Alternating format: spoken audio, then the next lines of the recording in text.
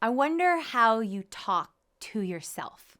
Are you hard on yourself, or are you pretty good at coaching yourself? Do you beat yourself up for your mistakes, or do you tell yourself, oh, I'll do better next time? I think some of us are naturally better at this than others. I personally think that my husband is too hard on himself, and he probably thinks that I'm not hard enough on myself. But I don't think that we place enough attention on our self-talk. I came across this verse in Psalm 3 where David gives us this powerful image of how the way you speak to yourself and the way you speak about your situation, it matters.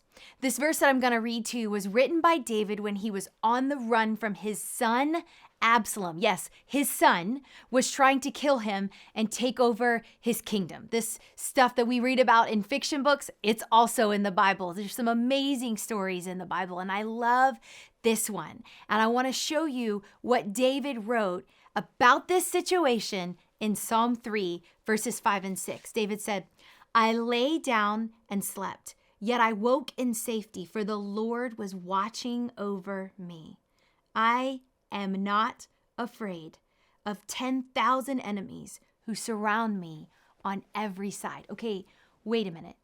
If David was not afraid, then why was he fleeing? He had literally just gathered up his family and everything that they could carry, and they were making a mass exodus out of Jerusalem to take refuge in the mountains, running from his son, hiding from his son, who had armies of people that were out to kill him. I like to imagine that these verses take place the morning after their first night on the run, and he woke up alive.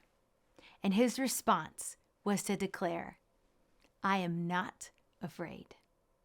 You see, sometimes you have to speak to yourself and you have to say, I am not afraid, even though you may feel overwhelmed. I am not afraid, even though I don't see a way through.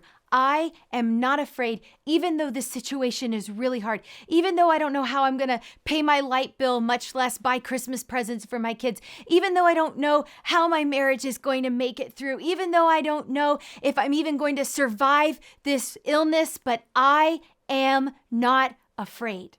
David did not say, I will not be afraid. He said, I am not afraid. I guess he thought if he woke up alive and if he survived the night, he would survive no matter what he was up against. About 1,000 years later, the Apostle Paul wrote in Romans 8, if God is for me, who can be against me?